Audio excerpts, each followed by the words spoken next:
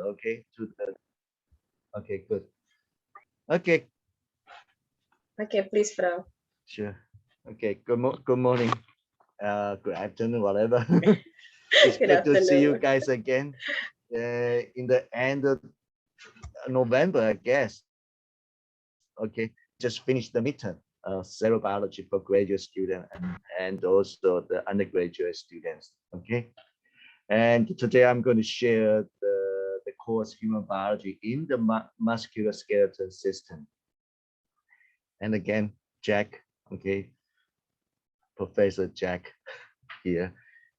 And now, and today I'm going to, they are 80 slides. I would like to speed up my speech. Okay, we always delay and to take a lot of time.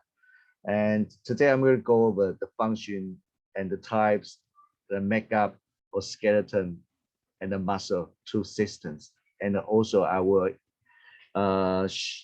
introduce the very important how to say that the structure and the manufacture of blood cells in bone marrow. Okay, and I would like to share with you, and also we would like to introduce a bone and a muscle related disorder or disease to you, to students. And you can see these photos. It's kind of piece of art.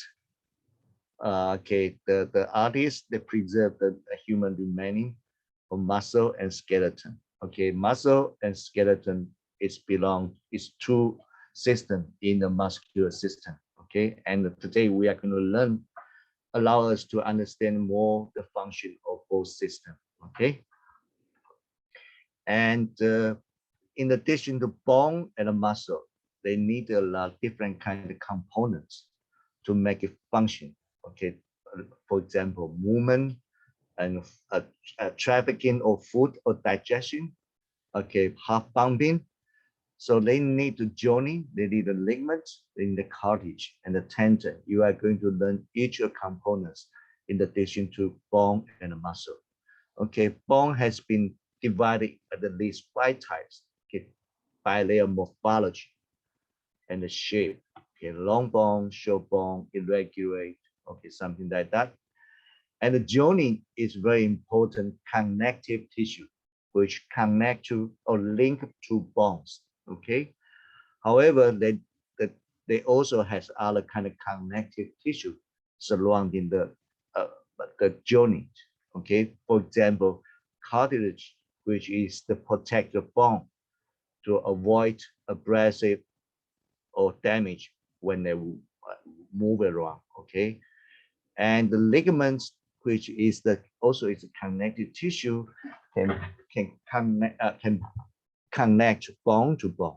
Okay, and tendon is a fibrous connective tissue, also can connect to muscle to the bone. Okay, and another one I'm going to emphasize the muscle. There are 3 types of muscle. Okay, the first one, as we know, is skeletal muscle, and another one is cardiac muscle cells.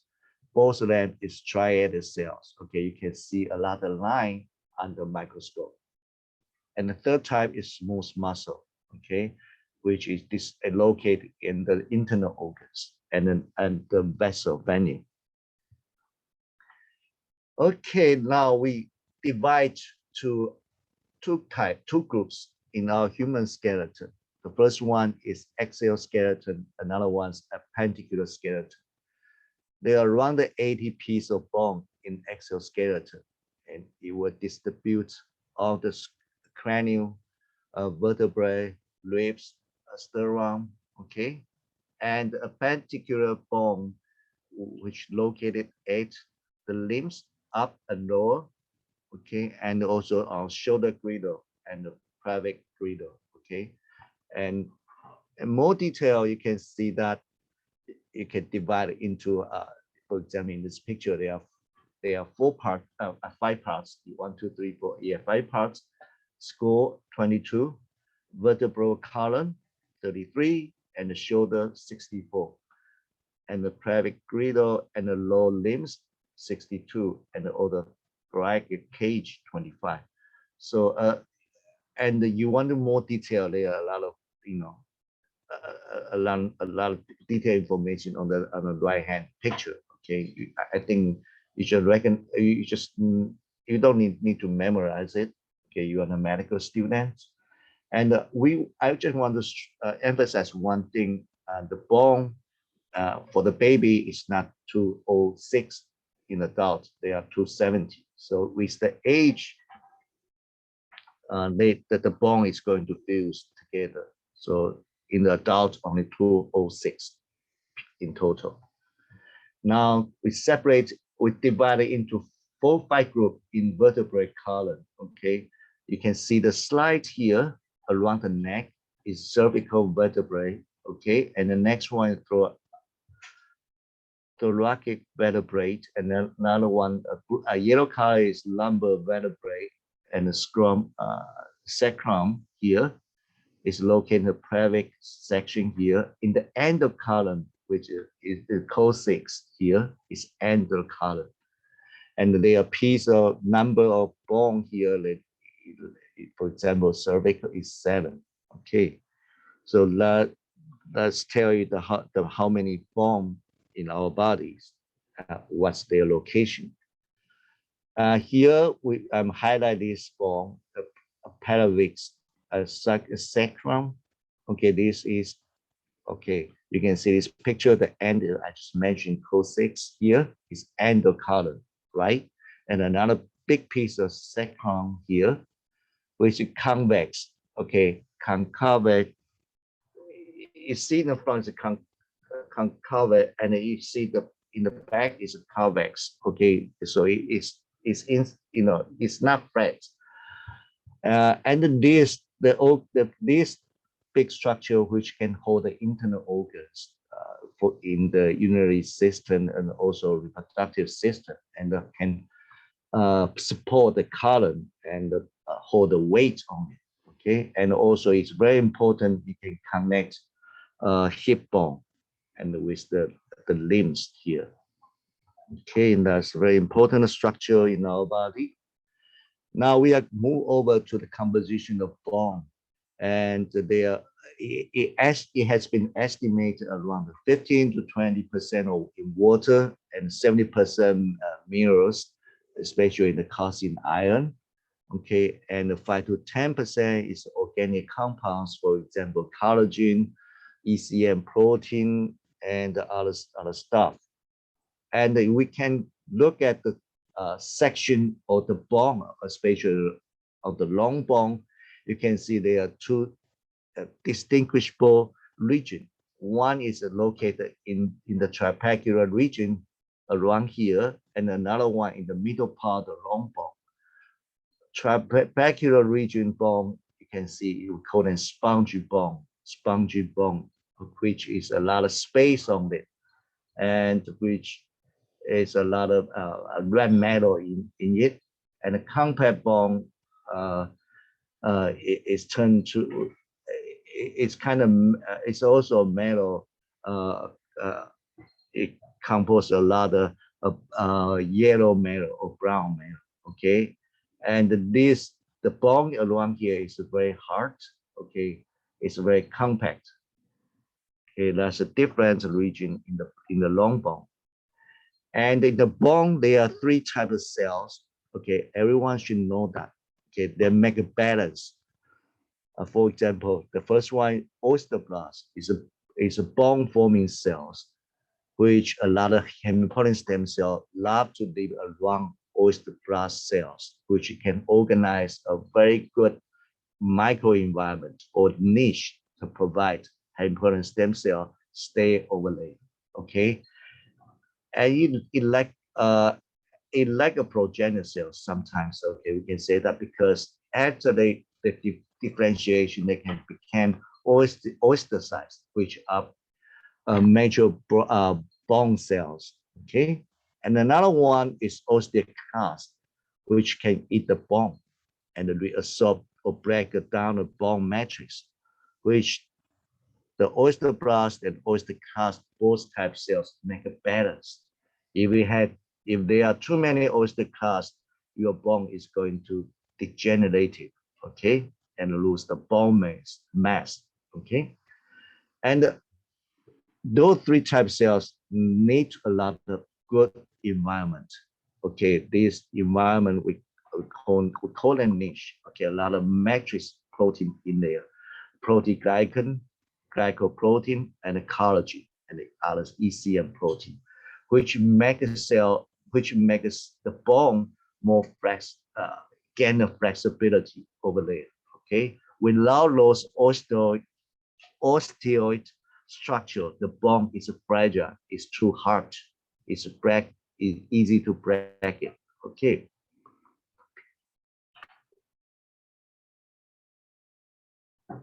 Oh my goodness. Okay, I thought it's crashed again. And I mentioned in the beginning, right? There are 5 different type of bone: long, short, flat bone, sesamoid bone in the kneecap, or irregular bones. Okay, here's the numbers, of total bones in each category, list on the numbers here next to the name of the bones. Okay, for your reference.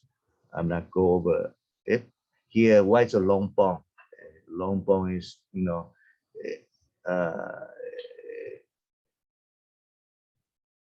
okay, the long bone, which consists, as I mentioned, there are 2 parts, right? Sponge and compact bone here, and the bone marrow liver layer. They count how to how to define is long bone, which the length is over the width. Okay, the ratio is much higher. Excuse me.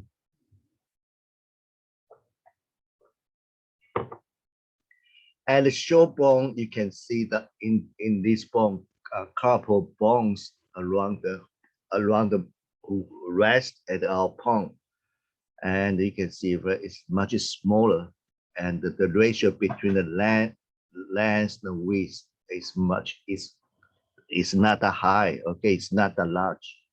Okay, remember this week when I was I'm going to share the story. Okay, when I was working in the Mount Sinai as a postdoctor, and I'm working on my experiment, a lot of typing and computer typing things, and after that I developed carpal tunnel syndrome. You know what does it mean? That the nerve inflammation of my nerve goes through carpal tunnel cavity. Okay, you know what happened? It napped all my fingers and the palm for the whole winter.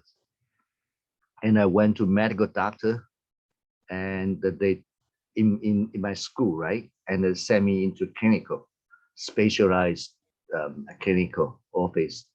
They check it, and the doctor just told me, take a rest. If not painful, you don't need the drug. Okay, and you got the actual money, go to drugstore, buy the breast and hold it. And 1 month later, I received a bill from hospital. You know how much they charge me? $2,000 US. Wow. So it will be better stop writing too much, yeah, Prof. Yes, you are right. My mentor told me you can take a rest, don't do too much computer working or digital things. Okay, but very expensive, the medical care in the United States. Fortunately, Yes. most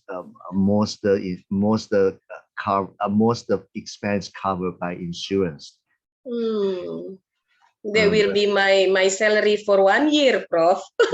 That's the terrible. Okay. Yes, very bad. Yes. In Taiwan, probably you pay the co-pay probably $200 US. I mean NT dollars, probably around $6, $6 US. It's cheap. It's much cheaper, reasonable. Yes. Okay, that's a side story about it. Okay, then flat bone. Okay, this is the scapula, which is located on the shoulder. It's you can see it's a compact bone around here. And around this area is a spongy bone, which allow this area to connect a lot of muscle on it. And they can hold in, provide a cavity to hold the internal organ. Okay, that's the now it's regular bones. The third one is, for example, the piece of bone in lumbar vertebrae. Okay, there are a lot of connective tissue and around it, and also it's a spongy bone. Okay. Now we are going to move to the joint. Okay, as I mentioned in the beginning, the joint is the whole two pieces of bone together, right? And we can divide into three types, either by structure or by function. By the function, let's see by structure. By structure, we can see the makeup is different. In here, for example, it's a fibrous joint. They can not see too many components between the bone. For example, in our cranium, a lot of suture, skeletal suture. Remember that? Okay, we mentioned before, right?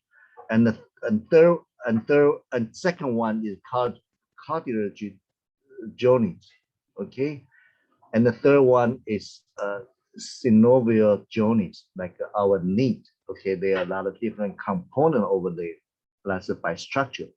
By the function, you can divide into three groups: immovable, like cranium, skull, bone; slight movable, okay, and the free movable. There are three types.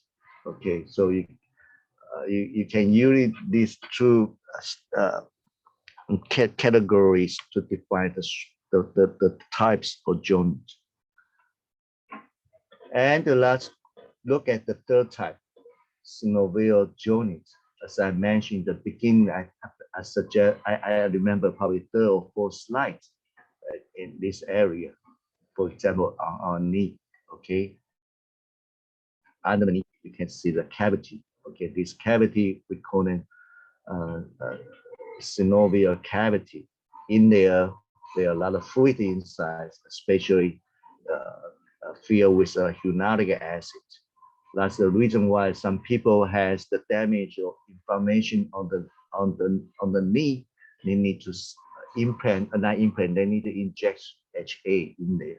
Okay, to refill the fluid in this cavity. Okay, and you can see that they're in the end of the long bone, cartilage protect the abrasive damage. Okay, and between the bone also you can see the another one's ligament here, which hold them together. Okay, and now we have seen another one, meniscus, which is a little piece of on the cartilage. Okay, and protect them. That's the very typical joint. Now we are going to introduce how many kinds of joint allow us to move. Okay, there are 6 types. By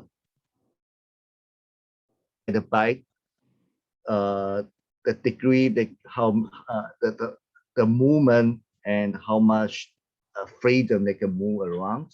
Okay, for example, ball and sock joint, which in located on our shoulder is free to relocate any directions. Okay, another type is a hinge joint, which for example located in our arm, right? Okay, only one direction. Okay, like a what? Like the door in my office, it can close and open. Okay, very simple. Okay, now I'm going to play a movie to you guys, allow you to understand it more. Probably a couple minutes, okay?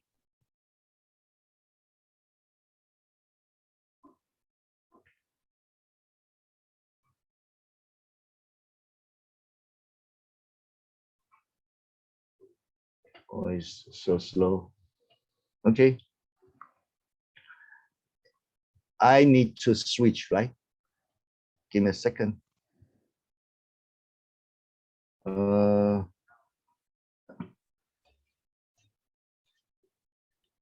my goodness. The joints of the skeleton. Oh my, sorry. How can I? Stop the. No film. I need to switch again.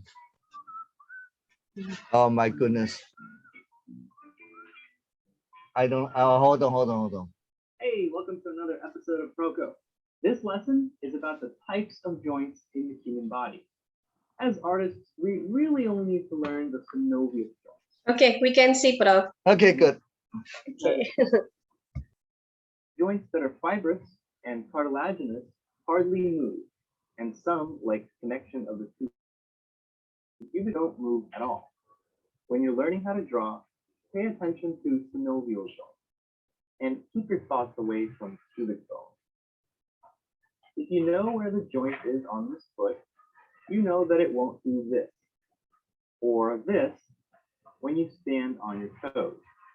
It will do this. We need to know the position of the joint to make squash and stretch look like the real thing. Synovial joints. There are 6 types of synovial joints. They have varying shapes, but the important thing about them is the movement they allow. Joints determine what position our bodies can take. We learn them to invent poses, and we learn the limits to stretch the limits. The 6 types of synovial joints are hinge, pivot, ball and socket, ellipsoid, saddle, and plane. Let's go through them one by one. The hinge joint. The hinge is a very simple joint. It allows movement only on one axis. Its structure prevents rotation this way or this way. The head of the bone wraps around the cylindrical head of the other, allowing a very stable rotation this way. Going back to the terminology from last week, the hinge joint allows flexion and extension. That's it. That's all it does, but it does it well. Like the hinges on a door, allow it only to open or close. The best example of it is the elbow. Here's the rotation on a simplified skeleton: flexion and extension. So if the elbow only allows flexion and extension, how is it that we're able to twist the forearm? Well, let's take a look at the next joint, the pivot joint.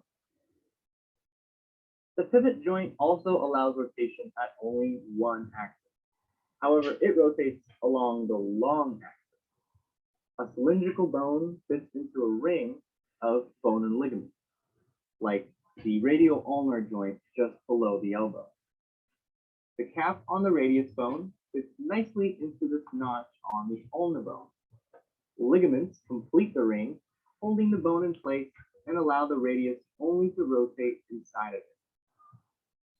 The result on the forearm is what we call pronation and supination. During pronation, the base of the radius rotates over and around the head of the ulna. The ulna stays relatively still. Remember, the hinge joint at the elbow prevents the ulna from twisting. So all of that twisting happens at the radius. And by the way, the distal joint of the ulna and radius is also a pivot joint. The combination of the pivot at the top and at the bottom creates that twisting motion for pronation and supination. The ball and socket joint. The ball and socket is the champion of all joints. Hooray for the ball and socket. Its structure is just like how it sounds: a ball inside of a socket. This simple and effective structure allows it to move in all axes: flexion, extension, abduction, adduction, rotation, and circumduction. The 2 ball and socket joints of the body are at the hip and the shoulder. The hip has a deep socket, which gives it stability, but limits some range of motion. The shoulder joint has a shallower socket, which gives it greater range of motion, but takes away some stability. Maybe that's why a dislocated shoulder is so common. Ouch. The ellipsoid joint. The ellipsoid joint is very similar to a ball and socket. However, the ligaments in its oval shape prevent rotation, but it still has the ability to rotate on two axes, which allows flexion, extension, abduction, adduction, and circumduction. Circumduction is just a combination of all the others in a circular motion. The ball or oval head also slides inside the socket. When it rotates along the wider plane, you can see how it pops out too much from the socket. So it slides back into center. A great example of an ellipsoid joint is the wrist, also known as the radial carpal joint. The group of carpal bones rotate inside the socket radius, the saddle joint. The saddle joint is similar to the ellipsoid, but the rotation is limited mostly because of the bone structure. The structure of the saddle is very interesting. Both bones have a concave and convex surface. Convex means the surface sticks out like a hill. Concave means the surface curves in like a hole or a cave. The concave plane of one fits on the convex plane of the other. It's like a 3D yin-yang or a cowboy on a horse. The saddle makes the bottom piece and the cowboy's legs make the top piece. The legs of the top piece, which wrap around the body of the bottom piece, allow a rotation this way. The body of the top piece can glide inside the legs of the bottom piece. So this unique structure allows the joint to flex, extend, abduct, adduct, circumduct, and very slightly rotate. An example of the saddle joint on the body is the carpometacarpal joint of the thumb. Let's see that baby in action. Finally, the plane joint. Not really as interesting as the others, but deserves our love anyway. It's basically two flat-ish surfaces, one on top of the other. These surfaces can glide or rotate. They usually come in groups, like the carpals of the hand and the tarsals of the foot.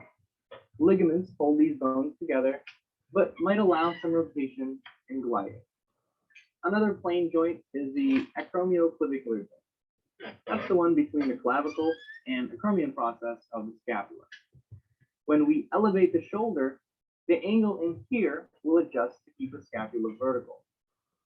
The spine. I mentioned in the beginning that the cartilaginous joints are not important for artists, except for one big important case, the spine. We'll talk about that in the next lesson.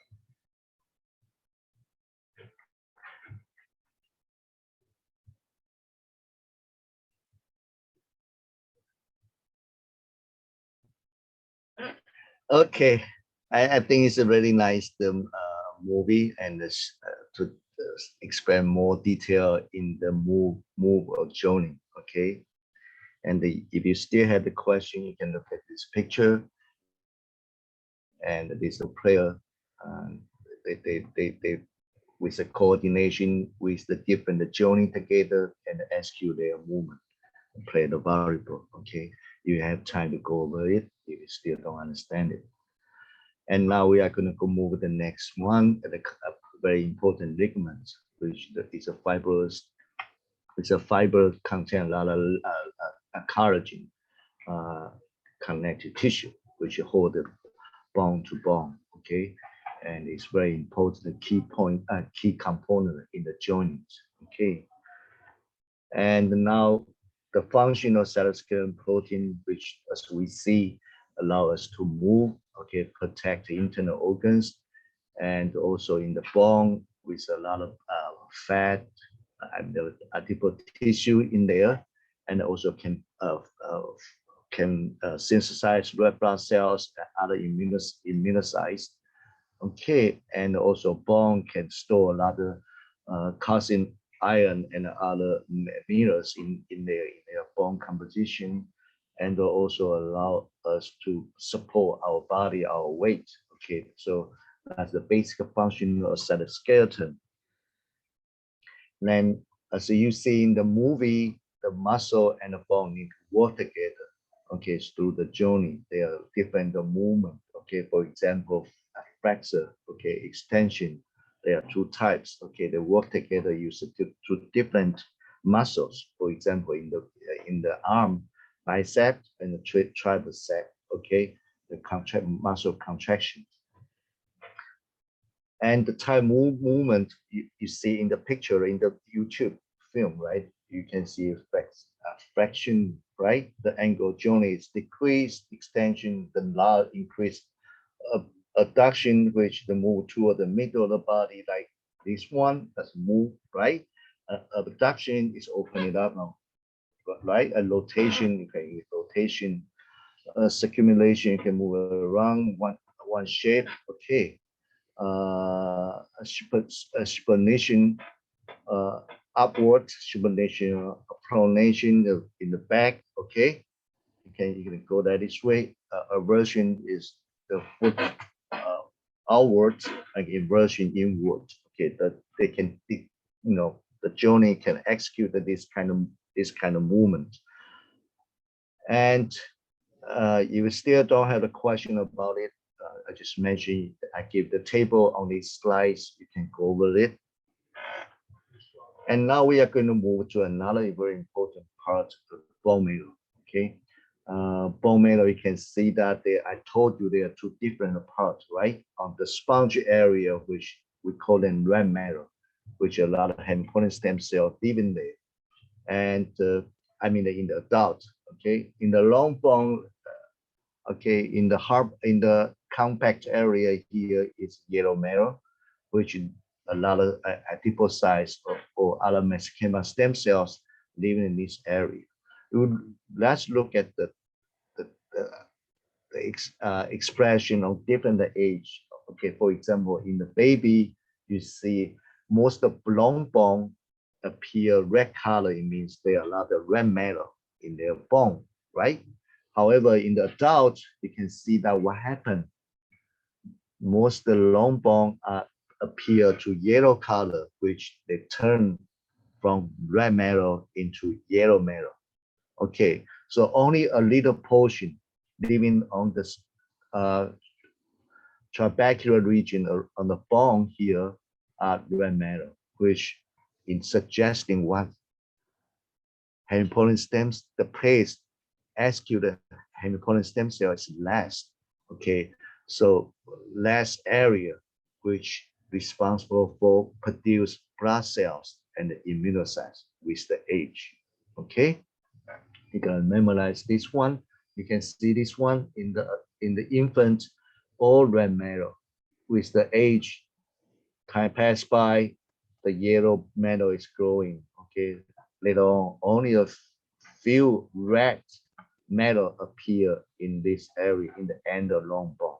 Okay, in this area, sponge bone, you can see a lot of important stem cells, red cells, and also has another, a venule, artery, and nerve in it. Okay, that's the structure. Now, what's the difference between a red bone marrow and the yellow bone marrow? I summarize on this table, right? Okay, in the red marrow, which is a place to develop the red cells,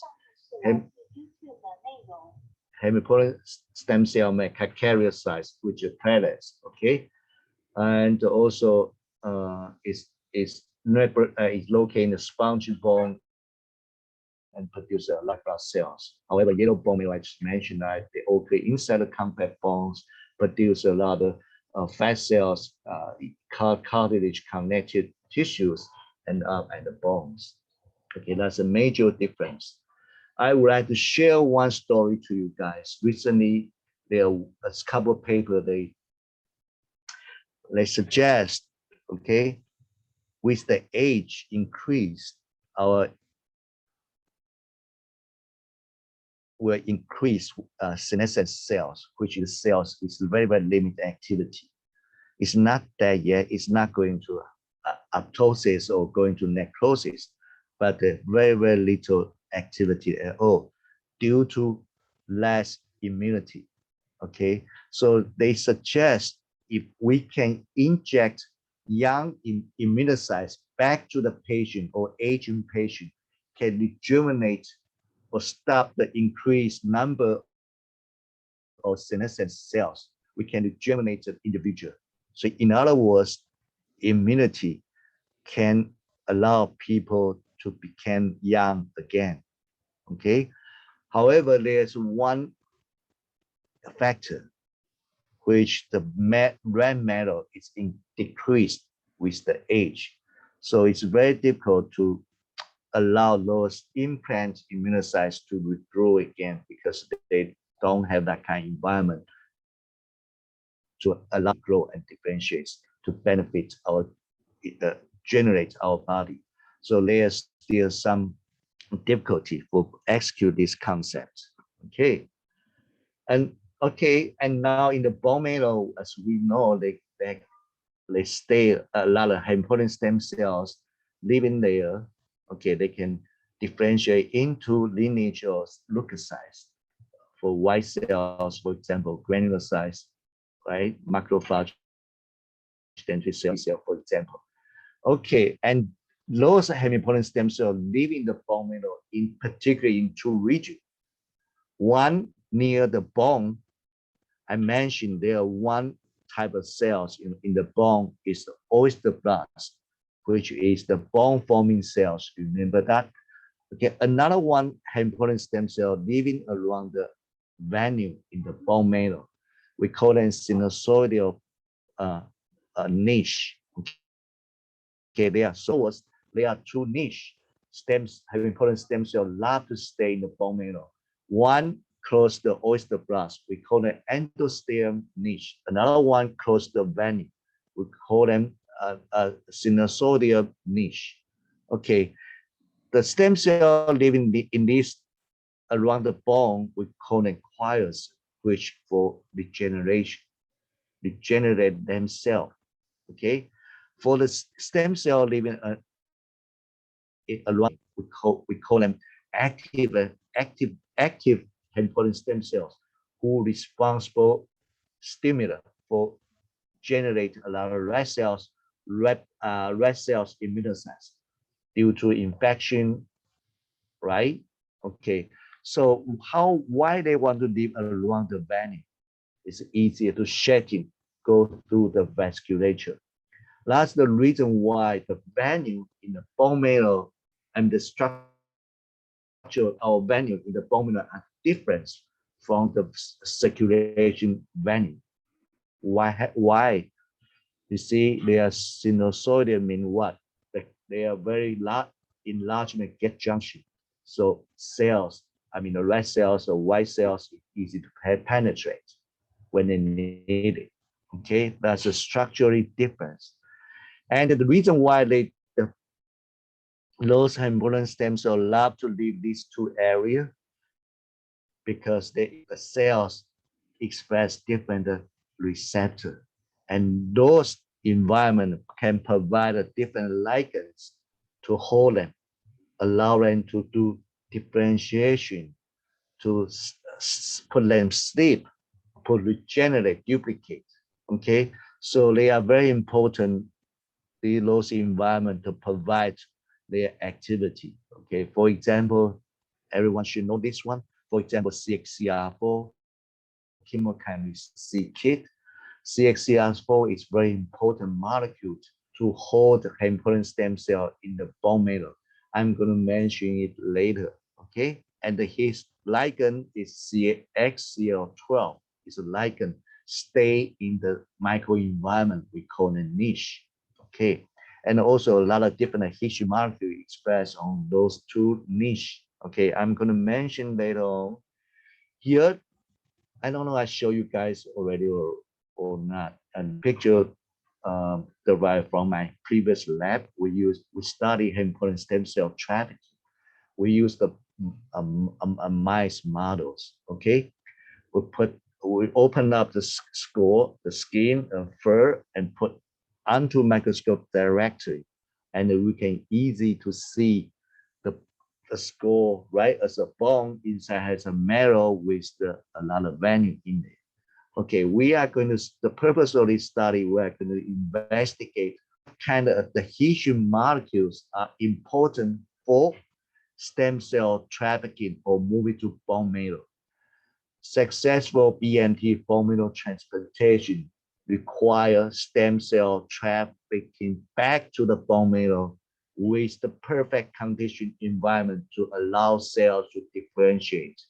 Okay, that's a very key point in the BMT. So my colleague need to get the bone, the hematopoietic stem cells from where? From umbilical cord. Okay, when the classical say there are some donor allow us to harvest their hematopoietic stem cell from umbilical cord, my colleague will try to make a trip and bring back the stem cells and inject back to the mice. Okay, those mice are what? It's immunocompromised mice, so there's no rejection. Okay, because the human mice is different species, right? After injection or pre-injection, we are going to inject different inhibitors or antibodies. We want to see they can block this, those stem cells which are fluorescent labeled stem cells traveling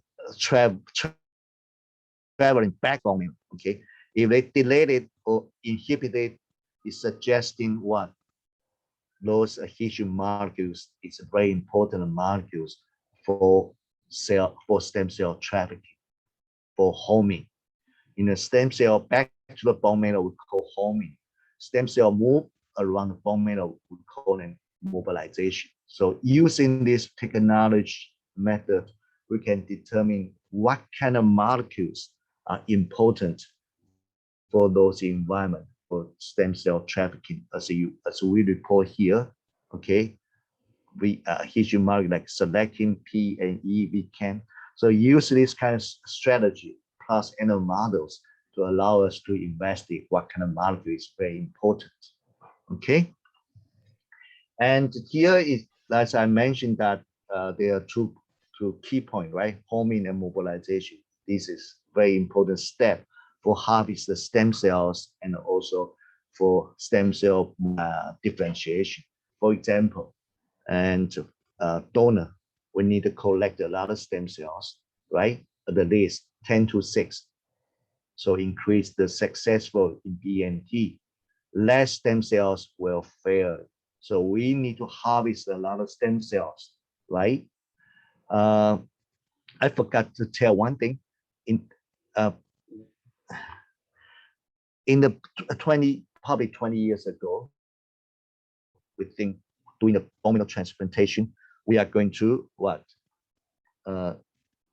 Harvest the bone marrow from posterior superior iliac crest or hip bone. Okay, so this procedure is painful, it's invasive, also it's dangerous. Okay, sometimes it causes infection, so it's not good.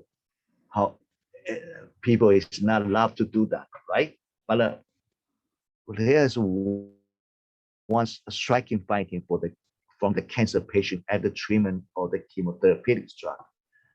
They found a lot of hematopoietic stem cells stay in the bloodstream, suggesting chemotherapeutic drug like a 5-FU can mobilize hematopoietic stem cell from bone marrow to circulation. Okay, so that's the big finding. So people think we can mobilize those stem cells from bone marrow to circulation, then we harvest it we can collect a lot of stem cells for BNT. Okay, that's the big finding. Okay, so now in my lab later on, we found there's a very important issue here. We use a mice, we call it CGT mice, which is very important enzyme to for lipid synthesis.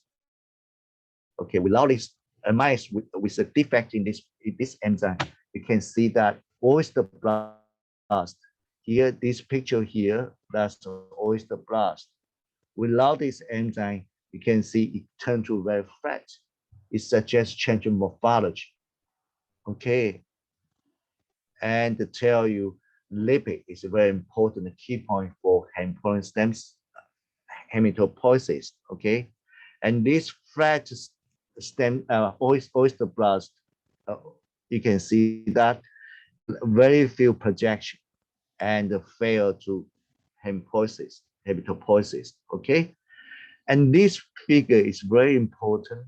We inject GCSF, it's kind of growth factor. It can mobilize hematopoietic stem cells. It can produce a lot of neutrophils. In this study, you can see that the difference in morphology on the oyster blast here.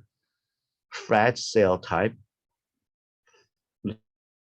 shorter projection. So later on, we found out very important finding. That's the main reason why I'm going to show you.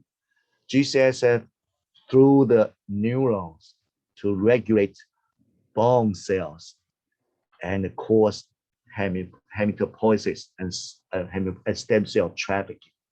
So in other words, neuron, bone, and the immunocytes or hematopoietic stem cell trafficking are linked together.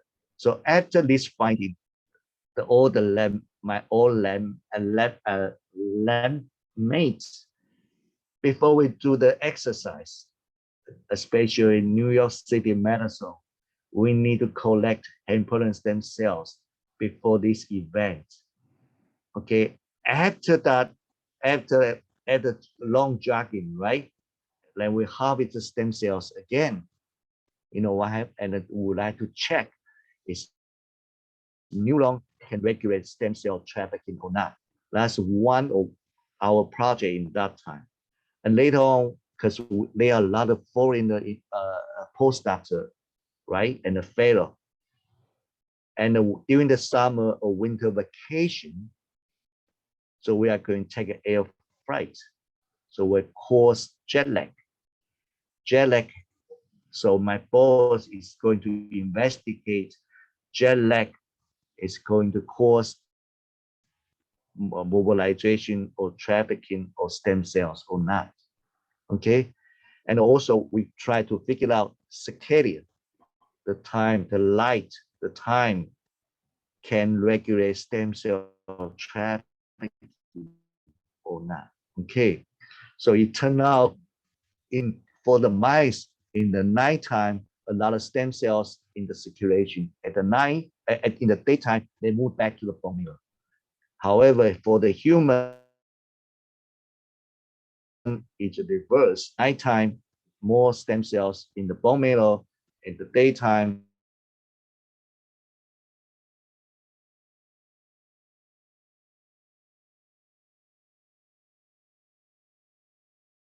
later date in the night, you are not going to harvest much stem cells. Okay, that's information to share with you. So later on, we can, with this finding, we don't need to use the big needle to go through your hip bone and harvest the stem cells. Right now, we can sit on the couch, on the bed in the hospital or ambulance, like we withdraw the blood from donor and go through some container, right? And we can isolate stem cells and get rid of not stem cells. That's not stem cells back into the donor. Okay, when you harvest this stem cell, we can give the recipients, which can increase success succeed in bone marrow transplantation. Okay. And this slide is very important for all the students. You need to learn. Okay, you need to have this technique, understand it if you are going to work in the research in the future. We call them fluorescent activated cell sorting or FACS or flow cytometry. As we know, each type of cells will express typical marker on the cell surface. So allow us to use monoclonal antibody to against that kind of markers, right? And also this monoclonal antibody was conjugated with the fluorescent dye. What happened? All the cells are labeling with, if they express particular markers, then go through the flow cytometry, this machine, okay? And then they will go through the channel. It's very narrow, only allow one cells each time go through this channel. And there are some a device will generate a laser light to excite those photons or fluorescent dye. Okay, if the cells express particular markers, right, and will recognize by antibody, right, and antibody was conjugated to fluorescent dye. When you go through particular wavelengths where excited this dye, which you can record it. Okay, so what happened?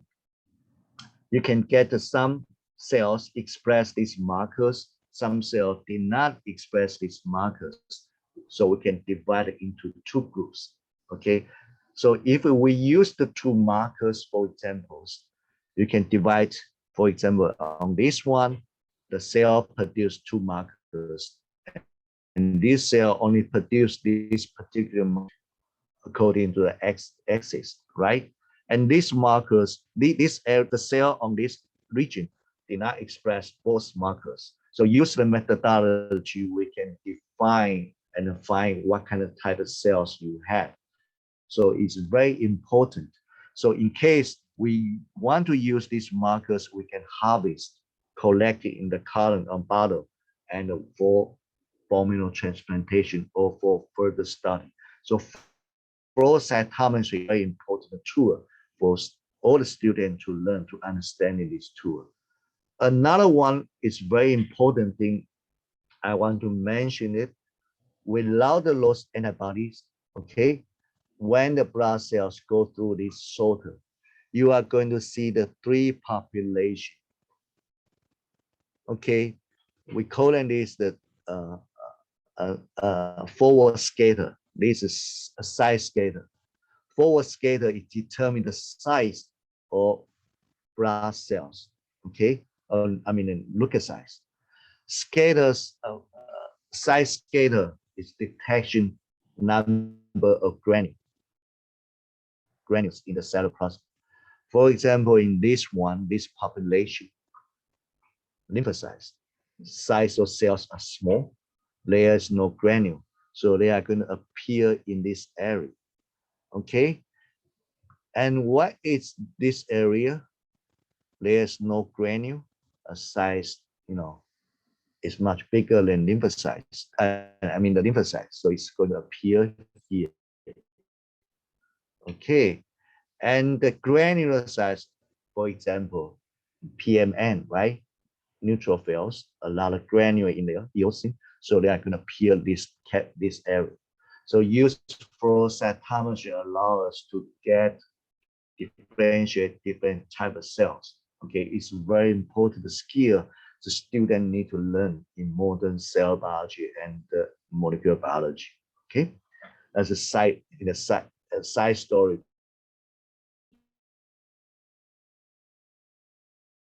Okay, and I best, okay, to finish the 80 slides. Okay, what the potential side effect of BNT? I mean, BNT, can treat a different kind of disease. For example, the cancers, especially the blood type cancers. Okay, and some genetic disease like sickle cell disease. After BNT is okay, it still will cause a lot of different side effects. Okay, for example, infection or MVHD disease, rejection disease, okay, infertility, skin rash, okay. And there are two types of the BNT you got to know is orogenic and autologous. Orogenic means you can transplant back to yourself, okay, use your stem cells or use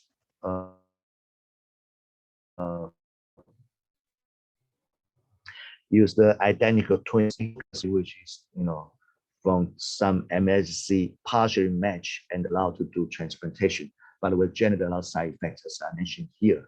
Okay. Now we are going to move to what bone associated disease. For example, we can see this one where is osteoporosis. Okay, is imbalance between osteoblast and osteoclast. Okay, and also the bone is can to lose the mass. Okay, not much osteoblast production. Another one is in the damage with the age. Okay, osteoporosis, and this one this RA, which is the autoimmune disease, which cannot stop infiltration of neutrophils or macrophage in the joint, okay, in the cavity, which produce a lot of free radicals, and then will change the lose the cartilage and change the shape or type of bone. Okay, that's RA.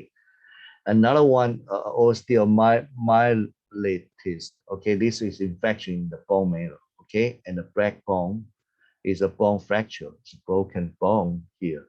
Another one is osteosarcoma, which it's a cancer. Okay, so this kind of cancer is occurred in the young teenager.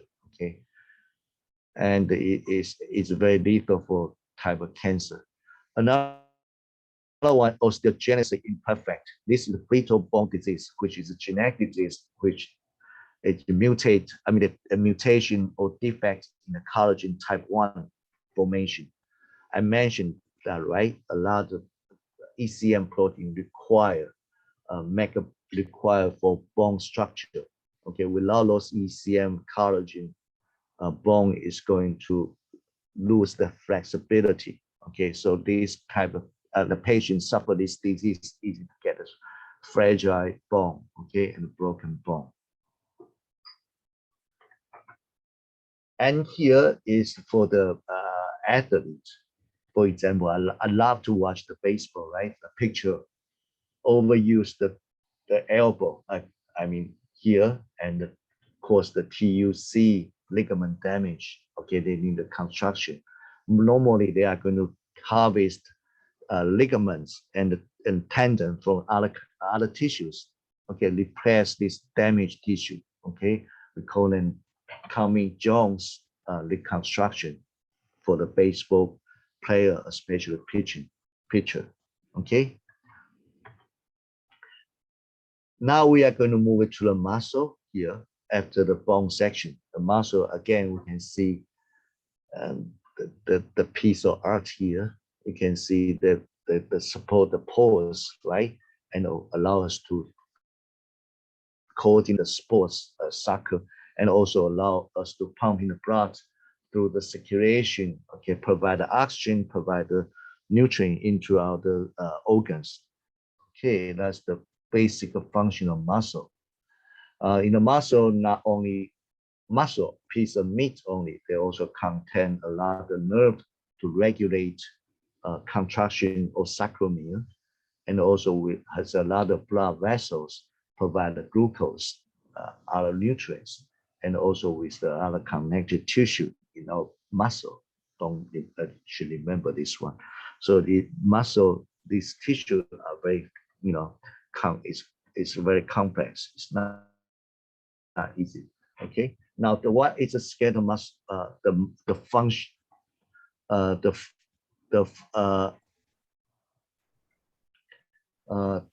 function of skeletal muscle, for example, production of movement. Okay, for example, allow us to move around in the environment and move around our body parts, okay, move around our circulation vessel, okay, push lymphocytes into the lymph nodes, for example, okay, move our food after eating and digestion and go to the GI.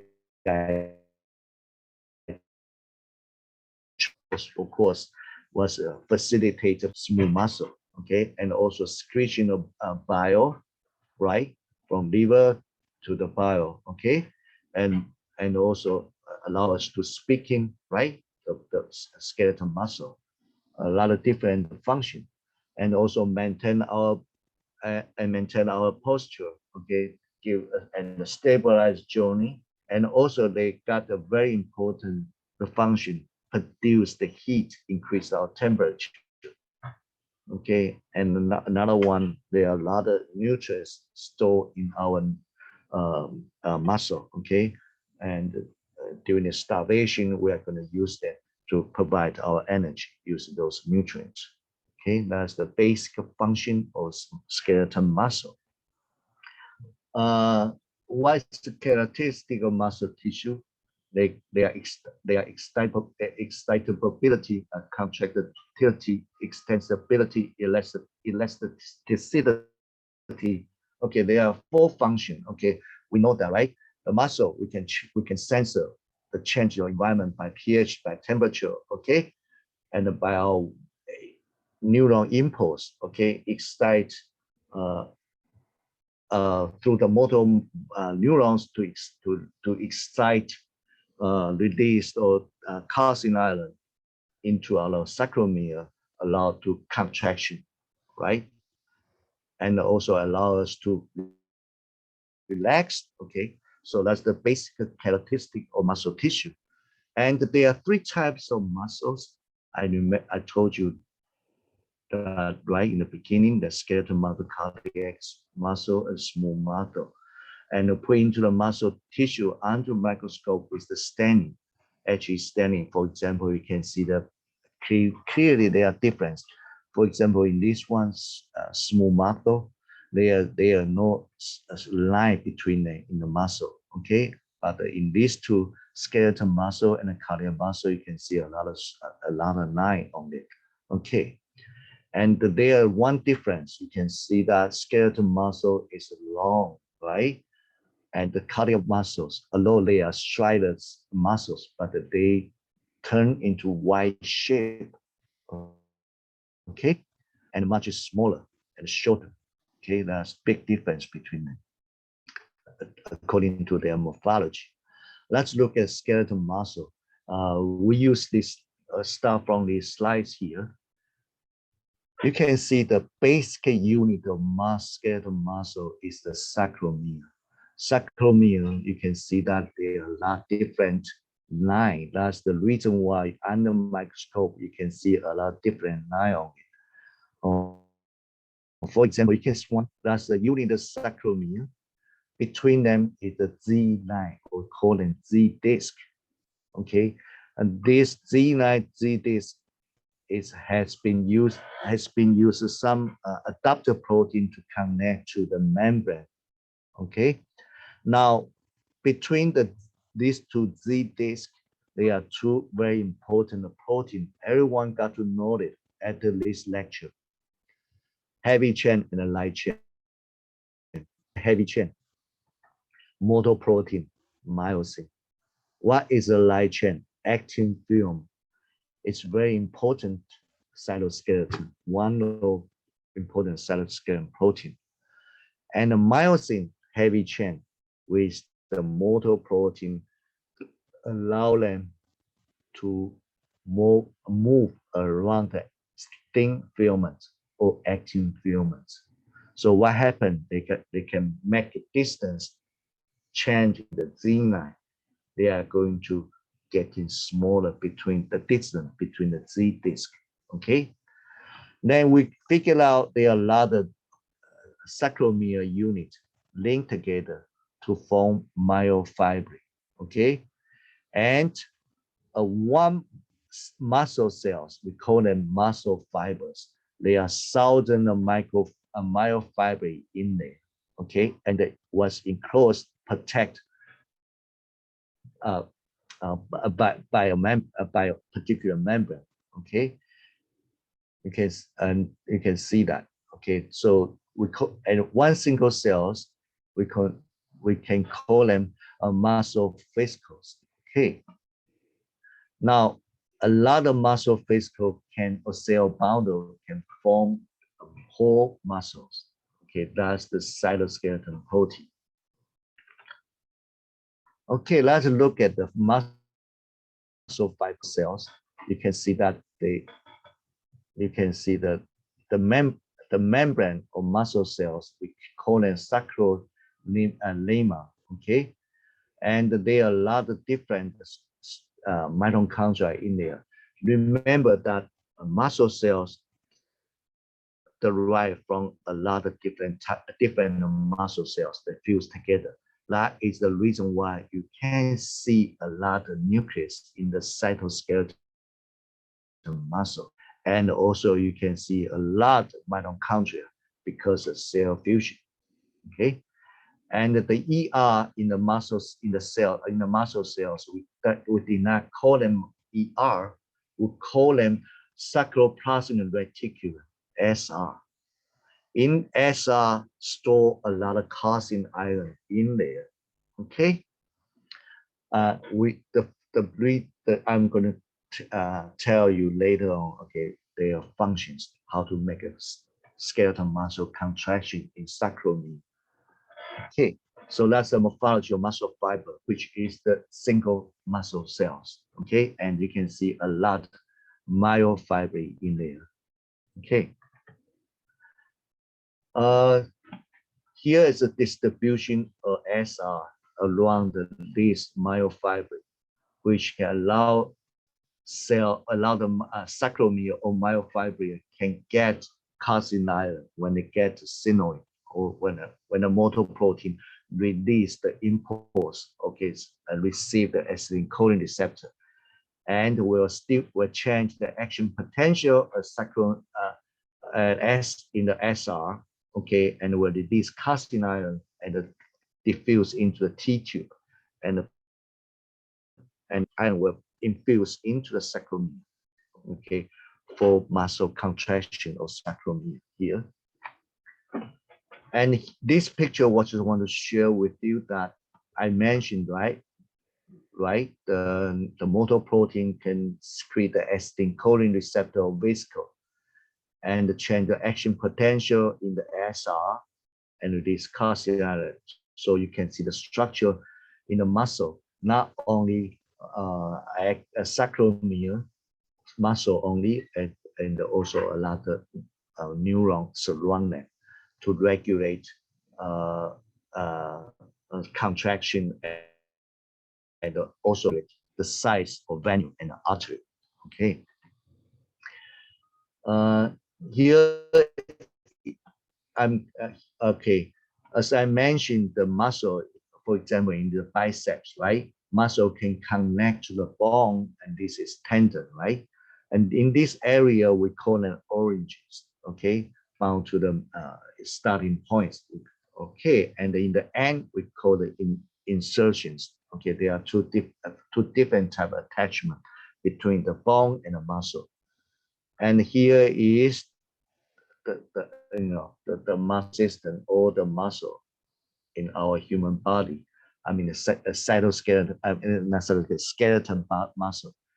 Skeleton muscle plus a smooth muscle, probably around more than 600 pieces of muscles in our human body. Okay, and we can divide it. I'm going to use the table to divide it into different types. Okay, and their direction, their location, and then what kind of action they are going to perform. I'm not going to go over in detail. They are going to divide three types of muscle fibers, okay, and basically depends is slow switching or fast switching, okay. You can see the as you know why is the white meat, why is the red meat, right? white meat. In other words, they are less vasculature in there, less mitochondria. So in other words, they has less oxygen, right? So they are so they are fast switch. In other words, they can produce explosive force.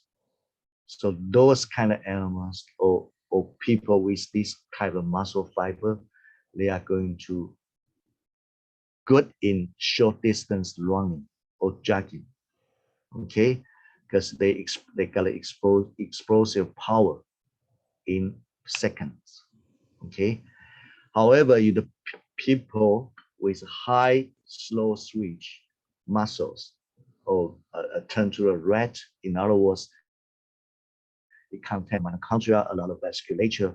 They can provide a lot of oxygen for TCA cycle, produce a lot of ATP for energy, right? So in other words, those people with a lot rich in this kind of muscle fibers, which allow them to do long distance jogging.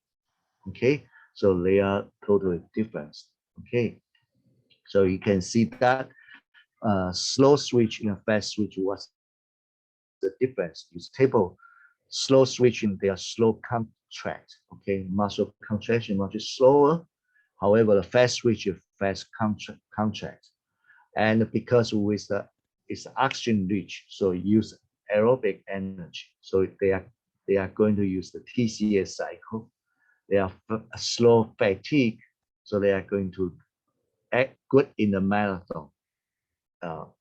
Okay, and they can produce less lactic acid because we produce only glycolysis. Okay, and you can see that good for endurance sports.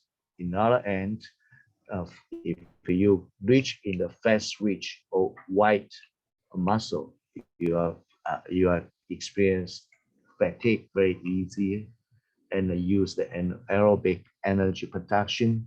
Okay, in other words, they are not going to use the TCA cycle, rely on glycolysis, which will generate a lot of lactic acid on your muscle. Okay, the suitable for the stress and powerless sports. Okay, for example, 100-meter running. Okay, for example, and so under microscope you can see difference between the white, between the short and slow and fast stretch muscle fiber under microscope, electronic microscopy, or during the after staining.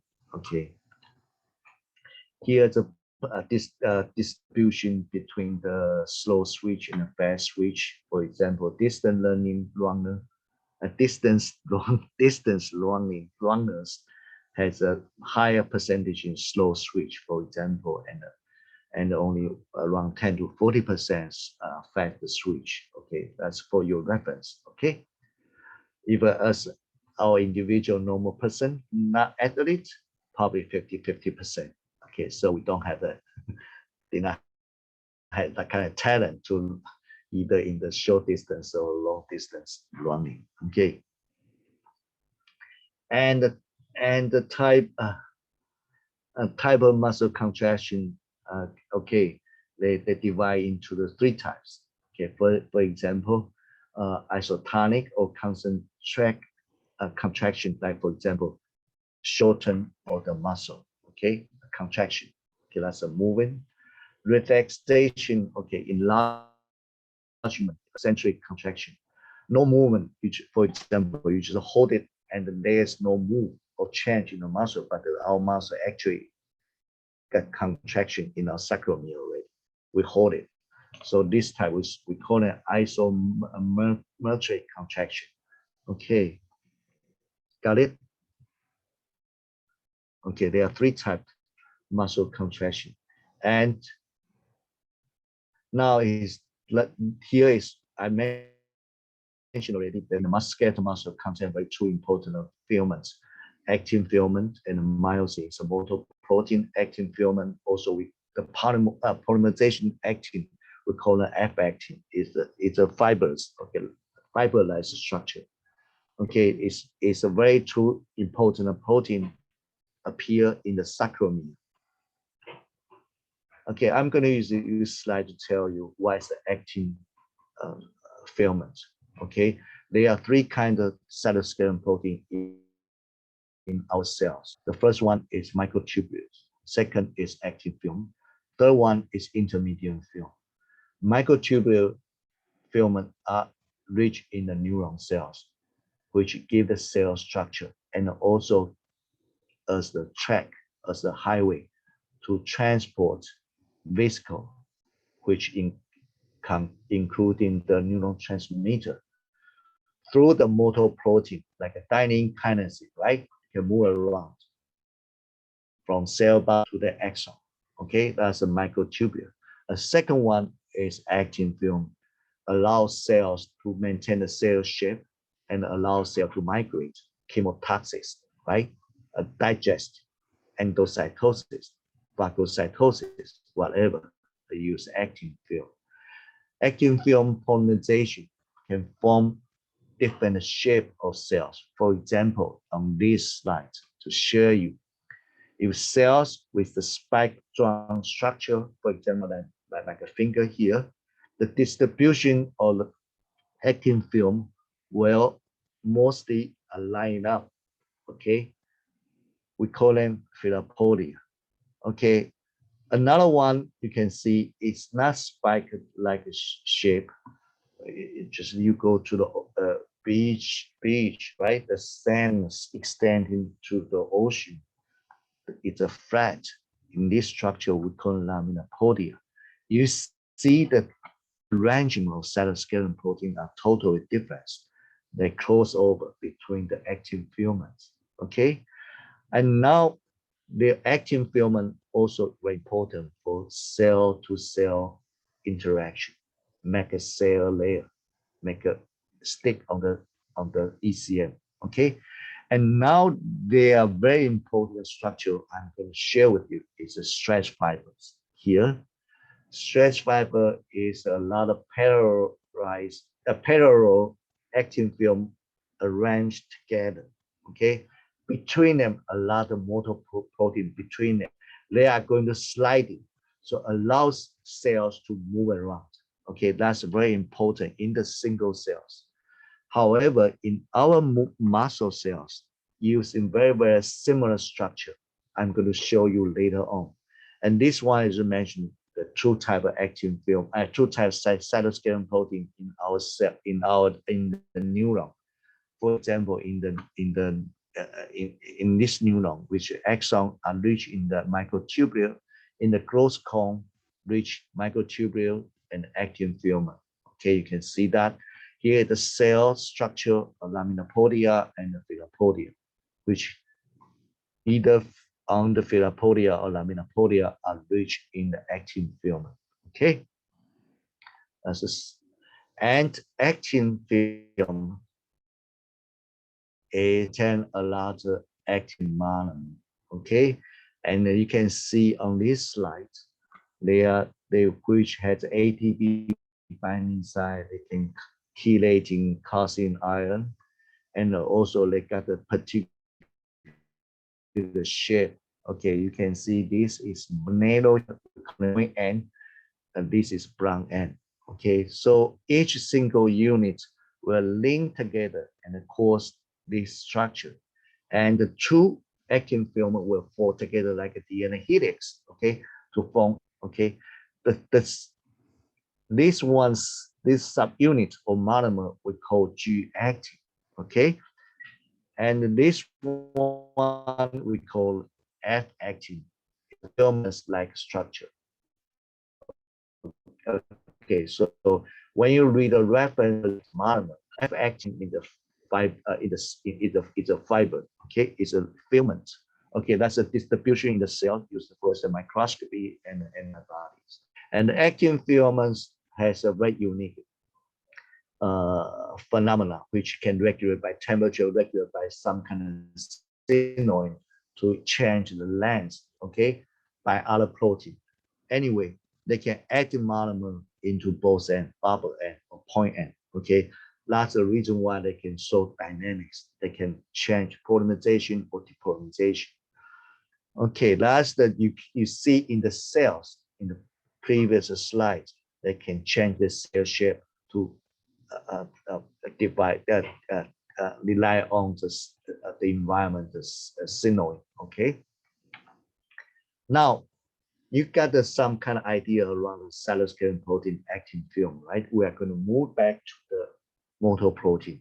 I told you motor protein is a very important protein to transport the viscous, and also it's very important for generating stress, torsion, to allow this actin film to slide in, right? And generate the force to climb for the cells. Okay, here's a motor protein. There's one domain, we call an actin binding domain, near to ATP. Okay, with the ATP hydrolyzation, they can change the shape and allow the motor protein away or contact with the actin film. Okay, you can see that they're including the domain, the motor binding domain, and you can see this area can be regulated by comargin. Comargin is a protein regulated by calcium ion. Remember one thing,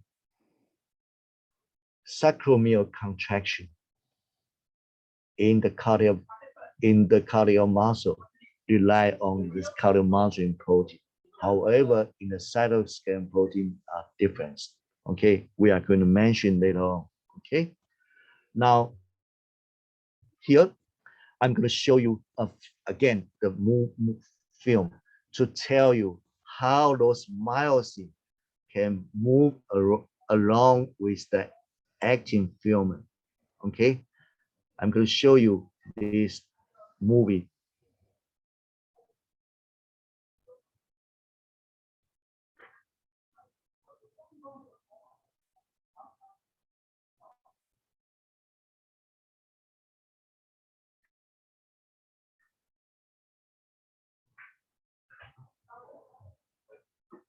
Muscle myosin is a dimer with two identical motor heads that act independently. Each myosin head has a catalytic core and an attached lever arm. A coiled coil rod ties the two heads together and tethers them to the thick filament seen on top. The helical actin filament is shown at the bottom. In the beginning of the movie, the myosin heads contain bound ADP and phosphate and have weak affinity for actin. Once one of the heads docks properly onto an actin subunit, phosphate is released. Phosphate release strengthens the binding of the myosin head to actin and also triggers the force-generating power stroke that moves the actin filament. ADP then dissociates, and ATP binds to the empty nucleotide binding site, causing the myosin head to detach from the actin filament. On the detached head, ATP is hydrolyzed, which recocks the lever arm back to its pre-stroke state. Thus, like a spring, the arm stores the energy released by ATP hydrolysis, and the cycle can repeat.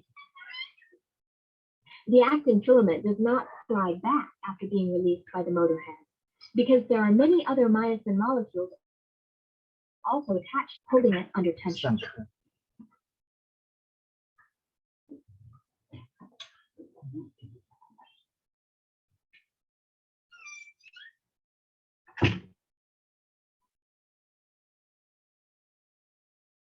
Okay,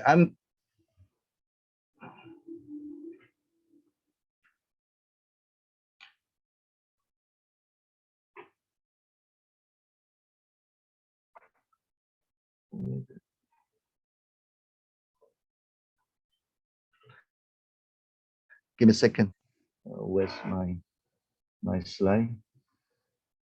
Where's my slide? My slide is gone. Give me a second. I can.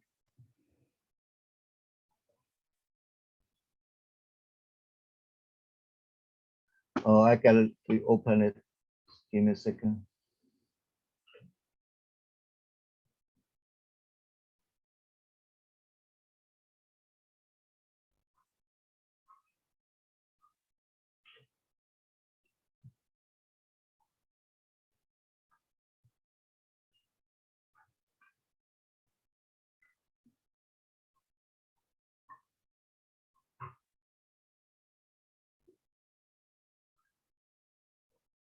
What? Can you see it? You see Yes, my Prof. okay, Yes. sorry. Okay, listen, you guys gotta have some kind of imagination. Okay, they in the according to the film, you can see the bottom one is actin film, right? And a lot you can see the two motor domain, right? That's the myosin. Okay, myosin can wrap two myosin or 100 myosin will wrap together using this the tail and the regular domain. Okay, tail domain. Okay, wrap each other probably around 100 mile. Okay, so there are a lot of motor protein, not only two. Okay, you need imagination in the sarcomere. A lot of motor domain will contact with actin film. Okay, you gotta have that kind of imagination. And also, one thing you gotta learn one thing: the general power stroke needs ATP binding or hydrolysis. That's the reason why you need the energy to draw your muscle contraction and generating the force. Okay, there are 2 points you gotta understand it. Okay, yes, the how to generate a power stroke. For example, he mentioned that myosin without the ATP binding has higher affinity. When they bind to ATP, they are going to intend to release ATP through the association of phosphor ion, right? And later on will release it. When it releases, we are going to bind again. Usually this the motion regulated by ATP hydrolysis to generate the power stroke and move along the actin filament. That's the pattern. Okay. And here that's the reason why I told you that they use the tail domain wrap each other. Okay, and appear a lot of motor protein together. So in the sarcomere, a lot of myosin, they will work together, they will wrap each other, probably more than 1,000, okay, motor domain bound to actin film, okay? And you can see that the motor domain and the myosin also can be regulated by some kind of phosphorylation, by some kind of kinesin. Myosin light chain kinase. At the phosphorylation, they can change the shape of myosin and open it up and wrap each other and bound to the cytoskeleton actin film. Without phosphorylation, they are going to do that. Okay. What happened? And here that's the thick filament compose a lot of myosin. Okay, that's the point I keep telling all you. And okay, let's look at the sarcomere again. You can see that here's a bundle of muscle fibers. In other words, there are a lot of muscle cells. Okay, and in the they can see the muscle fibers as the cells, which you can see the nuclei here. So many nuclei in the muscle fibers, and in there are a lot of myofiber. Myofiber is a unit of the content, another unit of sarcomere. Put onto the electron microscopy, you can see this kind of pattern. Okay, bright, dark, bright, dark. Oh, that's the reason why you call it striate the muscles. Okay, that's a skeletal muscle. And you can see that they contain a thick and thin filaments. Thin, you can remember, thin is actin, thick myosin is motor protein, which contain more than 100,000 of myosin in there. Okay, let's see more detailed structure in sarcomere. Okay, and you can see this the picture we saw it, and you can see I told you right. The sarcomere is a unit, was separated by two Z9 or Z disc. Okay, Z disc, and around Z disc, you can see their actin filament here in the green color, and memorize there are two cap protein. Here you can see the red color and green color. They protect both ends of actin film. Remember in the beginning, I told you that actin film is able to add, gain, or lose monomer from the both end, right? Last reason why in the sarcomere, you need to some protein to protect it from the losing or gain monomer from the actin film. So we need to maintain the length or the actin film in the sarcomere. They need a two kind of protein protect them. Okay, the in the minus end we call it trouble module. In the plus end we call it CAT-Z. So maintain all the actin film at the equal length in the sarcomere. And also we can see another protein here, titin here. It's like a spring. Okay, so allow the cell move around and did not fall apart with elasticity. Okay, and here you can see a very thick purple structure that is the myosin. Okay, so myosin can, when the provide ATP, they are going to move around, generate power source. They are going to move to the plus end. I forgot one thing. Motor protein has with the only allow one direction movement to the plus end. So this myosin is going to move it into this part, and this myosin, this motor protein is going to move this part. So I told you this titin, right? It's a structure which is like a spring. Okay, so they are going to make a contraction, put the two zig line shoulder closer, so making less distance. We call it contraction. Okay, that's how it works in sarcomere. Okay, now we are going to see another protein surrounding actin filament. Okay, we call it trouble myosin. Okay, around the actin filament.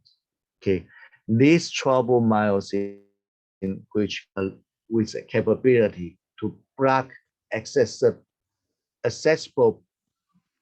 position or place to recognize by motor protein myosin. When they block it, the motor protein cannot bound to the actin film, so they cannot generate any power stroke. Okay, got it? However, there are one protein we call it troponin complex, which can switch or relocate the position of trouble myosin. Okay, this protein troponin complex contains three domains, three subunits. C, T, C, I, T. T is troublomycin binding domain. Okay, C is calcium ion binding domain. I is block is motor protein binding domain. Okay, so what happened when without a calcium ion is and this domain is not accessible, is what was covered. Okay, so motor protein cannot grab the actin, cannot bind to actin. Add the calcium ion, release and bound to this domain. What happened? They are going to switch this trouble myosin away. So we'll expose myosin binding site on the actin. So they are going to grab it. They are going to move around. Okay, the general force. Okay, that's the mechanism to cause the sarcomere contraction. Okay, and now we are going to see. Okay, now I'm sorry, I'm going to go back to see that cardiac muscle. Okay, here we are going to see some particular term you got to know. Okay, we know the Z9 already, right? We know it already. That's the center between the distance of Z9, also in the center of the heavy chain. Okay, now we are going to know what another one. Okay, we are going to learn another several terms here. Here, what is the A band?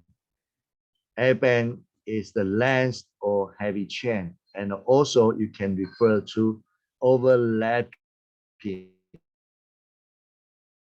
area, heavy and light chain. Okay, and the edge zone. What's the edge zone? Is that you can refer as the distance between the two actin filaments, and also you can refer it not overlapping area between actin film and the myosin. Okay, and heavy chain. So you gotta recognize what is the edge zone, what is the A band. Okay, and what is the I band? I band is the distance between neighboring neighboring the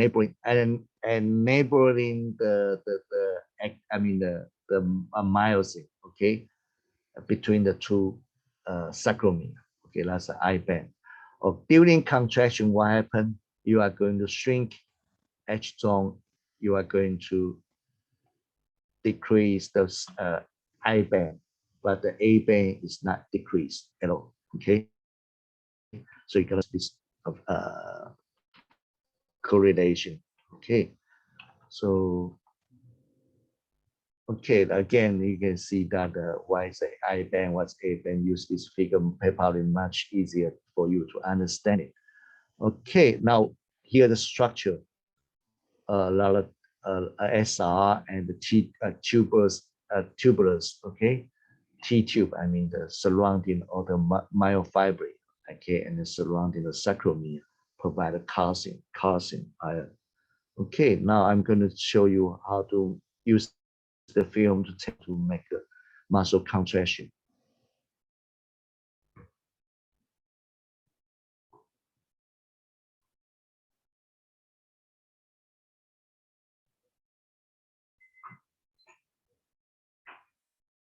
An action potential introduced at the neuromuscular junction is propagated along the sarcolemma of the skeletal muscle. At the T-tubule, the action potential is propagated on the T-tubule membrane into the interior of the muscle cell near the ends of the sarcoplasmic reticulum. The depolarization of the T-tubule membrane causes nearby voltage-gated calcium ion channels on the sarcoplasmic reticulum to open, resulting in an increase in the permeability of the sarcoplasmic reticulum to calcium ions. Calcium ions then diffuse from the sarcoplasmic reticulum into the sarcoplasm. Long filamentous tropomyosin proteins lie on two sides of the actin myofilament, covering up the sites where myosin can bind to the actin myofilament. Globular troponin proteins are attached to the tropomyosin. When calcium ions bind to troponin, this causes troponin to change conformation and move the tropomyosin. When the tropomyosin moves, this uncovers the myosin binding sites on the actin, allowing myosin heads to bind and form cross bridges. The cross bridges play a role in muscle contraction.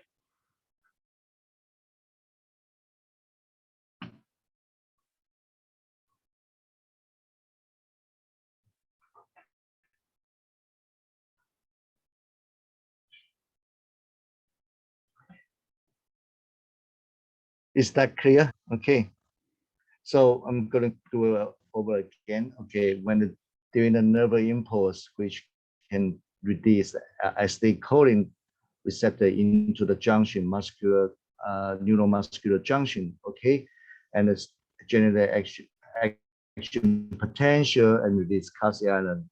Calcium ion will go through a T-tube, as you see in the previous slide. A lot of T-tube surrounding the sarcomere and myofibril, right? And the calcium ion will reach the tropomyosin near that and expose the actin film, the motor protein, and generate a close bridge and make the contraction. That's the mechanism how to regulate skeletal muscle contraction. So there are two key points you need to know. They need the calcium. Okay, they need to ATP. Okay, so you gotta, after this lecture, you gotta recognize this one. And then we are going to ask you the question, how come each individual has different lengths? Okay, decide by three factors. One, how many cross bridge you can get per myofibril. Okay, you got a lot, some people had a lot of motor protein in their fiber, right? maybe I have 1,000 myosin motor protein, but another people maybe 2,000. So they can generate more close bridge and more force. That's one reason. And the second, how many myofibers per muscle you have. Okay, that's the reason why a lot of people need to eat a lot of proteins to generate the muscle mass. Okay, and a lot of myofiber, right? A lot of sarcopenia. Third one, the numbers of contracting muscle fibers. Okay, now the three factors affect your strength for each individual. Okay, how many motor protein, how many sarcopenia in muscles. Okay, so when you go to the gym, you cannot just exercise only. You need a lot of protein to provide you to generate the muscle. Okay, that's my point. Okay, now let's go back to cardio muscles. As I mentioned at the beginning, the morphology difference. The cardio muscles, okay, you can see that they are going to form the Y shape, not like a skeletal muscle. The reason why they want to form the Y shape, connect with other cardiac muscle, because they want to synchronize together. They want to bump in together, contraction together, okay, for harmony. Okay, that's the reason why. And you can see that they are fused together. However, they only each muscles, cardiac muscles, only one cells, only one nuclei, one nucleus, not like a skeletal muscle has multiple nuclei. Okay, skeletal muscle, they will fuse together. Okay, but the cardiac muscles, which only one new cells. Okay, and also cells between the cells had a lot of different junction. You see the G9 is separated by different junctions. The reason why they need to regulate, to pump, to work together, contraction at the same times. Okay. That's the difference between skeletal muscle and cardiac muscle. And let me see. And okay. And the movement, the contraction, the mechanism for the cardiac muscle contraction are very similar to skeletal muscle. Now we are going to move the smooth muscle. Smooth muscle is a muscle make up of the internal organs. For example, digestive organ, a venule, a wall of blood vessel, for example. Okay. Also, like a cardiac muscle is involuntary muscle, which controlled by autonomic nervous system. We cannot control it by our mind. Okay. And we can see that they don't have a Z line. There is no Z disc. So you cannot see the particular line, stripe line under microscope. Okay. And also another one very important difference between the skeletal muscle, they regulate myosin through different mechanisms. Okay. As we know, the calcium ion were released from SR to T tube into the sarcomere in the skeletal muscle, directly regulate on the troponin complex, right? Remember that there are 3 trimer protein, right? However, for skeletal, for the smooth muscle, the calcium ion was carried by commodity CAM, this molecule, okay, and then will regulate myosin activity. When the myosin activates myosin, they can bound to the actin filaments and make a contraction. So the difference, they through the commodity this protein to execute contraction. That's the different mechanism between skeletal muscle and smooth muscle.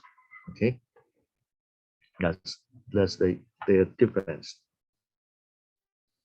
Okay, let's see the comparison between the smooth and skeletal muscle, and the muscle excitation very similar. Okay, however, this is involuntary action, and this is derived from motor neuron input, and they all need to calcium iron, but from SR, but this one from interstitial fluid. Okay, the calcium iron, and the calcium iron bind to troponin. Remember that regulate open up tropomyosin, right? To force the close bridge. However, this one is through the comargin, this protein. That's a big difference here. Okay. And this is when about it, they will cause leading to phosphorylation of myosin. And this is to expose the myosin binding site of the actin. Okay, that's a big difference here. And after that, they can form the close bridges cycle here and contraction. Okay, the main difference in this calcium binding site. Okay, binding protein. That's the main difference between the smooth muscle and skeletal muscle. Cardiac muscle, I mentioned to a previous slide already.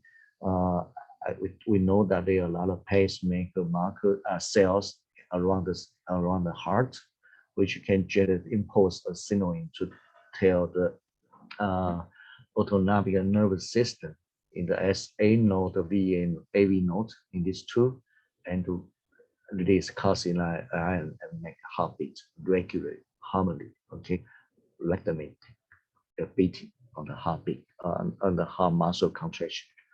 Okay, that's a little bit different from cytoskeleton protein contraction.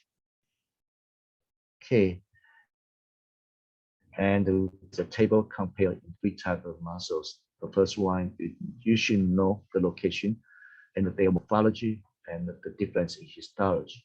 Okay, that's very important. I guess these figures is going to be in the quiz in the final exam if I have a chance. Okay, after this lecture, you should know that, and you should know how skeletal muscle get contraction. Okay, the mechanism is very important too as a highlight. And now we are going to move to the disease associated muscle genetic disease. Okay, for example, myasthenia gravis, which is a loss of muscle and contraction due to the mutation in the non-mutation is autoimmune disease, which is autoimmune disease which can produce autoimmune body in the patient, which will attacking the acetylcholine receptor on neuromuscular. Okay, so without this, the sarcopenia cannot. I mean, the calcium ion release are blocked. Okay, so muscle contraction are inhibited. Okay, so cause the weakness in the muscle. Okay, that's another disease. A muscular dystrophy, which is a genetic disease, which, for example, a lot of adult, for example, adult protein of dystrophin, right, which is the Z disc into the membrane. However, because the mutation or defect, which cannot link the Z disc into the membrane, so cause muscle contraction, failing muscle contraction. Okay, so we generate failure of muscle contraction. Okay, and the patient suffer this disease. Well, it died probably around the teenager, probably around not teenager, probably around 2025. Okay, it's kind of genetic disease. One of my cousins suffered this disease and passed away around the 25 years old. Okay, in the end of his life, he had a difficulty to breathe. Okay, because cannot make a muscle contraction. And I remember that my aunt I need to hold him around because he cannot generate a force to stand up to carry something. Okay. And another one, I think everyone experienced these two things, spasm and a cramp. Okay, a cramp is a severe form of spasm. The reason why during the contraction, the sarcopenia is not going to return to not relax. Okay, that's the reason why. Okay, that's the spasm and cramp. And the reason may cause the reason or cramp or spasm maybe physical exertion in the hot water, over exercise, dehydration, electrolyte imbalance, a lot of different reasons, okay, to cause that. Okay. And another one is sarcopenia, which is a disease associated with the age. Okay, when you're getting old, you lose the muscle mass, right? You lose the myosin, lose the actin film. So the mass is decreased. Okay, that's a sarcopenia. Okay, and another one is cachexia, which is also the muscle loose also, but it's not associated age, but associated different disease, especially the cancer. That's the reason why you see a lot of cancer patients getting weaker and weaker without a muscle. Okay, so that's the reason why we suggest the cancer patient you need to provide a lot of protein nutrients, otherwise you get weaker. Okay, you don't have energy to fight with the disease. Okay, the reason why, because the disease will generate a lot of pro-inflammatory cytokines, for example, TNF-alpha, IL-16, for example. Those mediators will cause muscle cell death or loss or lipolysis. Okay, so eventually we are going to lose the muscle. We call it muscle atrophy. We are going to, and the patient going to thinner and thinner and lose the mass of muscle. By the way, exercise maybe it's good to increase the muscle strength. Okay, so cancer patient need to exercise. Okay, maintain the muscle mass. Okay, so let's end on my presentation today. So I hope everyone can learn a little bit today's lecture, how to coordinate between the two systems, how Sarcopenia works, what's the bone marrow, what's the homing, what's the mobilization, okay, what is the BNT, okay, I think a little information to share with you. And okay, hopefully everyone can get a little bit knowledge today. And I'm not going to give the hard questions during the final. Knowledge, I would like to say that knowledge change every day. So the most important thing is should have a novelty, have an idea. Okay, I have to learn this one. This is old knowledge, but you have to move up. That's the reason why I show you new technology, my experiment. Okay, to tell you maybe you have another idea to make a bone strong, to gain a muscle in the future. Okay. Any questions? Yes, any question, class? So Project. Yes, Prof. yes. So One question, Dia, from Dia, Prof. Yes, Dia, please. You can say the question. Prof would like to ask about the component of skeletal muscle and smooth muscle are the same. Yeah. So again, yes. I'm with you. Say it again. Are the components of skeletal muscle and smooth muscle same?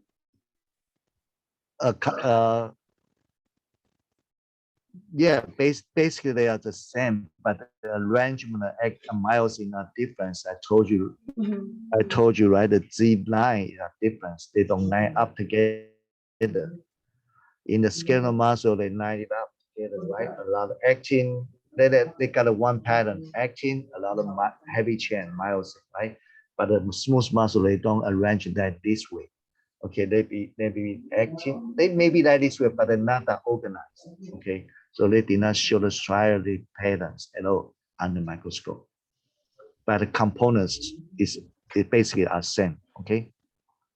Okay, so they also have troponin here, Prof. In smooth muscle. Do they have also troponin? No, they don't have it. I told you, right? They calcineurin, they regulate by the calmodulin Yes. protein, but the skeletal muscle use troponin complex. Okay, they are different. Okay, okay. Good. You can say the components may be the slightly different, but this that they use the different mechanism to regulate calcineurin to force motor protein to do the close bridge cycling. Yes, the regulatory protein in skeletal muscle is the troponin itself, right, Prof?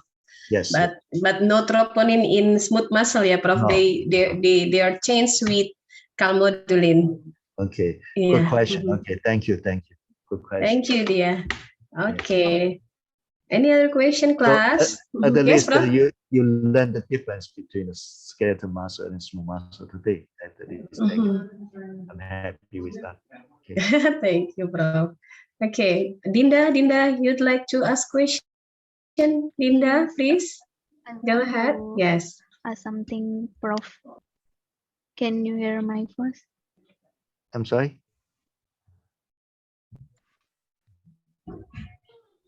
I want to ask you about chiropractic. I often watch them in YouTube. Yes, bone adjustment. Yes, like I don't. It may be I really don't know about this. Okay, maybe it's good. Depends. Okay, I'm going to share one story. Okay, that's a real story. A kid play basketball in the basketball court and just fall down and then and broke and fracture his bone, right, and go to hospital. And after X-ray, and no, I skip one piece of story. Okay, he feel the uncountable in either a muscle or a bone. Okay, so he go to chiropractor, for move around, adjusting the bone, right, massage, and later on he broke his ribs or whatever leg, and then go to the hospital, and they find out they got a sarcoma, osteosarcoma. So what happened after the massage, after adjustment bone, they isolate stem cell, the cancer might later to other place because you massage, you do something else. Okay, that's for kid. That's another a very rare case. Okay, sometimes better not do that, especially for the kids. Go to the doctor strictly. Okay, and see X-ray and to find what's the cause or reason cause your pain. Okay, without any big damage, and you go to your the traditional medicine or stuff to do massage, bone adjustment probably is best way. Okay, that's my suggestion. I don't know if it's a good answer to you or not. Okay, but I know a lot of myth for the traditional medicine, traditional practice. There's no scientific way to approve it. Is it bad or good or not? Okay, but scientific science is the standard for you, for us. Okay, to examine what the really cause of disease. That's the most important thing, I guess. Okay, I think last question, Prof, will be the last question from Dia, please.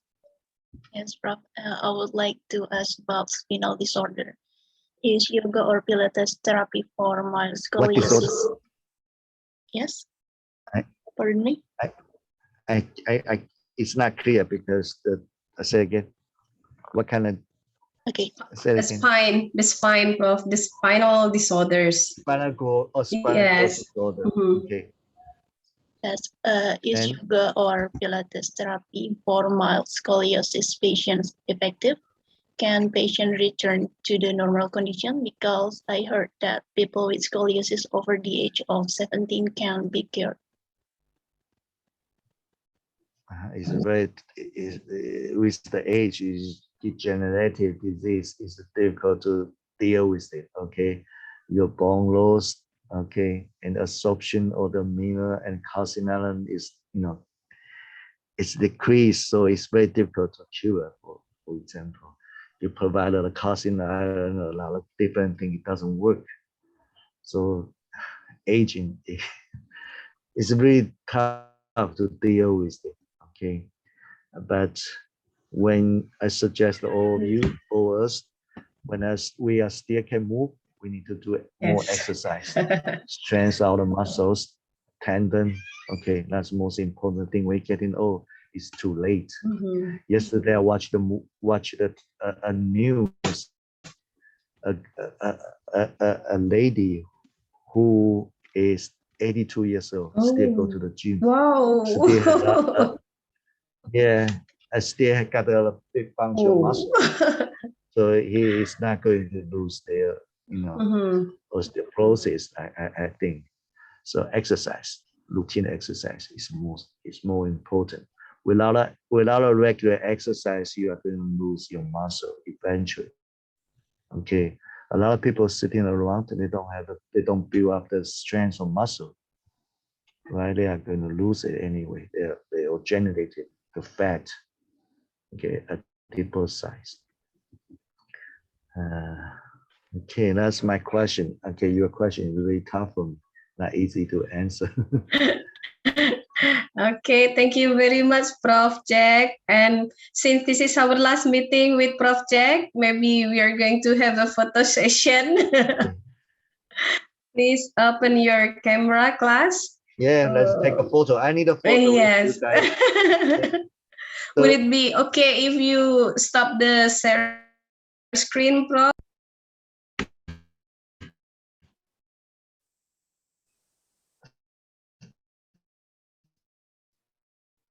I'm sorry. Screen, can you stop? Okay, please open your camera. We're going to have a photo session. We are very happy to have you in our class, Prof. Very, really, truly, madly, deeply valuable experience. Okay, I don't know. I just want to share my experience to you guys, as not only as a lecture, but I would like to share how to approach the research as my best intention to have this lecture with guys. Okay, and another one, I wish I can see you, students, or you. Yes, Prof.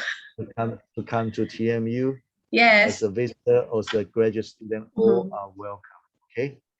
Thank you very much. Okay, thank you, Prof. Maybe next we are organizing a same program maybe to your laboratory for Sure. For end semester student. Maybe they can see just like what you have done with the mouse just now, and maybe how to analyze something with a very with a very high technology tools that we don't have here. Okay, Dia, please. Please, Dia. Have you the photo yet? Please count. For Afifa, can you open the camera, please? Afifa. Okay. Afifa. Yes, Prof.